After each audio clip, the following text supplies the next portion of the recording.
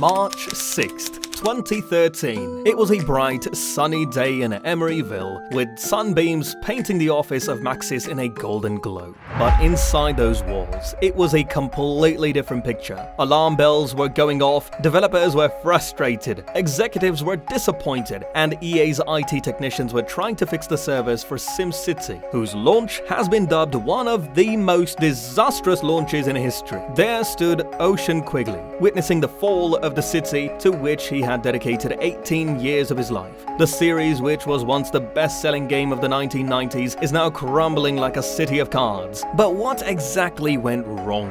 Why did SimCity, which was once considered the king of the city-building genre, lead to so much anger and disappointment? Let's talk about the complete rise and fall of the SimCity series in this video. It was 1984, and young game designer Will Wright was working on his first game, Raid on Bungling Bay. Commodore 64 was a relatively new system at the time, and Will Wright decided to adopt it early. He developed the game and entered into a publishing agreement with Broderbund. Despite having a slow start in the US, the game sold 800,000 copies in Japan on the NES. You might not know, but Bungling Bay was one of the first US-produced games to appear on the Nintendo Entertainment System. With the money earned from the sales, he had some time to experiment with a tool called Wedit. Chedit and Wedit were two tools he created, with the former being a character editor and the latter being a world editor. He discovered that he enjoyed creating maps more than flying helicopters or playing the actual game. He was also reading J. Wright Forrester's book Urban Dynamics and The Seventh Sally, a short story by Stanislaw Lem. These made him fall in love with the intricacies of urban planning, which eventually led him to create a game around them. In 1985, he started its development for Commodore 64 under the working title Micropolis. After working on it solo for about a year, he was confident about the product he had developed. So he decided to approach various game publishers in order to make it available for home video consoles. But most of them didn't find it sellable due to its open-ended gameplay and lack of a blockbuster ending. Broderbund wasn't even convinced that it was a game. In 1987, Will meets Jeff Brown at a pizza party. Impressed by the game's design and wanting to enter the gaming industry, Jeff joined hands with Will to start their own publishing company, which we now know as Maxis. And interestingly, it is 6 AM spelled in reverse. New to game publishing, they first pushed out a game called Sky Chase. Realizing all the complexities of this industry, they reached out for help and somehow convinced Broderbund to co-publish it. Finally, after 4 years of a rollercoaster ride, the game was launched in 1989. Contrary to what many might have expected, sales were sluggish and Will worked out of Brown's apartment for the first few months. But things were about to change pretty soon. Despite being more of a cerebral game, it was slowly gaining popularity due to word of mouth. Things escalated when Time wrote a complete article on the game during a time when gaming was not even considered a thing. While the New York Times interviewed Jeff, this made the game come under the spotlight. With players trying it out and the press writing more and more about it, suddenly, it became an industry hit, mainly because of its fun and infectious gameplay, and the fact that it had no real competitor. It was becoming a brand, with people from all over the world referring to it as the most realistic city simulator. Government departments like the CIA, the Australian Tax Board, and the Canadian Lumber Department approached Maxis to simulate various landscapes. Teachers thought of it as a good tool to teach students about city planning, and its program was implemented in 10,000 classrooms. It even paved the way for many successful game series, like Sid Meier's Civilization. So with Maxis becoming the hottest game studio, Will started working on 2 new sim games, Sim Earth and Sim Ant. Both sold well and were well received, but everyone was waiting for the sequel to the beloved original, and Will wasn't interested in coming back to it. So Fred Haslem, having worked on Sim Earth alongside Will, took charge of the next game. The first prototype of the game was simply bad, and it would ruin all the reputation the series has earned. So Will had a change of heart, and he decided to create a new SimCity with an isometric view instead of an overhead view. Underground layers were introduced for water pipes and subways, along with many new buildings, more elaborate financial controls, and many other improvements. SimCity 2000 was launched to critical acclaim in 1993, with reviewers praising its graphics and new additions, and the game became a bestseller. Here, Will Wright was done with the series, as he had already spent about a decade on it. Now he wanted to pursue some new design challenges. On the other hand, co-founder Jeff was trying to phase out of the company's day-to-day operations. So Maxis decided to get investors on board, which changed a lot of things. It became a full-fledged corporate entity. They moved to a new office, hired an MBA executive, Sam Poole, who knew nothing about game development, and tried their hand at some unsuccessful acquisitions like Texas-based studio Cinematronics. With the push of investors, they finally decided to go public in 1995, and after a successful IPO, they were worth $35 million. SimCity 2000 was still selling well, and Wall Street was bullish about the company, but the picture was completely different on the inside. SimCity 2000 shows the first signs of slowing down. Their new games weren't working, and no new SimCity game was in development. There was a feeling of frantic desperation at the highest level of the company, explains art director Ocean Quigley. With no focus or clear direction, the company was headed into an abyss. But wait, this video is about SimCity, right? Why am I talking about Maxis then?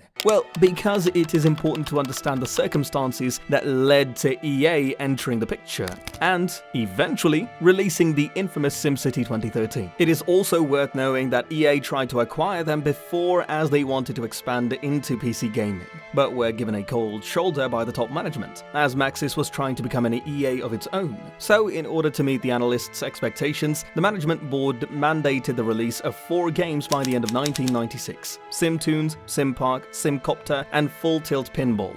Will and his team had to rush things, and while they were able to ship all 4 games by Christmas, no one was happy, especially Will, who wanted to do a lot more with the SimCopter. Rushing the game also led to its launch with one of the most controversial bugs in gaming history. A homosexual programmer at Maxis objected to the use of female characters as objects of affection in SimCopter, so he decided to protest by putting 2 muscle boys together who would mysteriously appear and kiss each other. But his random number generator didn't go as planned, and the scene took place a lot more often than intended. With low sales of the new game and a reported loss of $2 million, Maxis had no other option but to greenlight SimCity 3000. At this time, 3D was a new buzzword for the industry, so the management pressured the developers to make the game 3D, even though they protested that it wouldn't work. And that's what happened when SimCity 3000's showcase turned out to be an embarrassment at E3 1997. With money drying up, they couldn't improve the game, which would eventually lead to frequent years of losses. With options running out, the management had to look for acquisitions. EA, a $1 billion company at the time, sought acquisition for a $125 million stock swap. Will was still anxious about the deal, but it still went through. Upper management was changed, many people were fired, and the newly appointed manager, Luke Bartlett, wanted the company to focus on product development, not money. But what to do with Will Wright? In 1994, right after the launch of SimCity 2000, he talks in an interview about his idea of a dollhouse-like game for adults. When Luke got to know about it, he addressed him, and I quote, "Here you have one of the top 3 game designers, and his product was not starved. EA found the best talent in the world to work alongside him on his dream project. And yes, you guessed it right, it was The Sims, which has sold more than 200 million copies to date." While Will was busy with The Sims, Luck saw SimCity 3000 as an opportunity. There was absolutely no explanation as to why SimCity 3000 needed to be 3D, he recalls, and he decided to take the franchise back to its roots. Lucy Bradshaw was put in charge of the SimCity 3000, which was released in 1999 and received a 64 port in 2000. The game was well received and was in a lot better shape. Life was good now. Employees were taking weekly yoga classes together, Maxis anniversaries were celebrated for the employees who survived the crisis, and Will finally didn't have to answer to any CFO or scratch his head over the finances. After 4 years, SimCity 4 was released in 2003. It introduced 3D graphics for the first time, still managing that classic isometric view. It also introduced a new zoning system, divided city segments into regions, and featured various types of buildings. It was launched to wide acclaim, with some people often referring to it as the best SimCity to date. Will also admitted that it was the game he played the most, though it was also criticized for its steep learning curve. While Maxis' focus shifted to The Sims, Will was busy with his next project, Spore. EA assigned the development of the next SimCity to Tilted Mill Entertainment. It was called SimCity Societies, and it shouldn't be called a SimCity game, to say the least. It removed the simulation part of the game and rather focused on the social engineering element, which, of course, disappointed fans. Many even consider the franchise to have ended after SimCity 4. Later on, some ports of the old games were released as SimCity DS.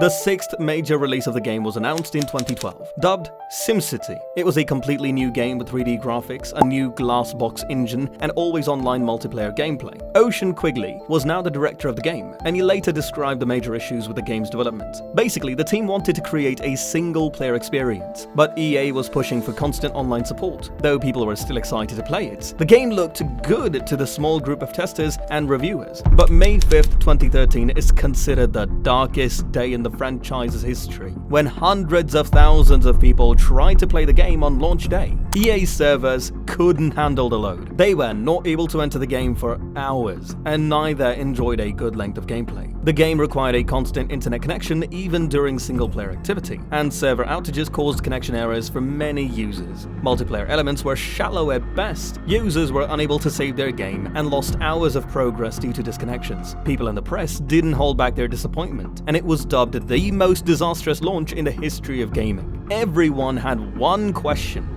why did the game need to always be online? EA's spokesperson tried their best to defend it, saying it was needed for the simulation of the game.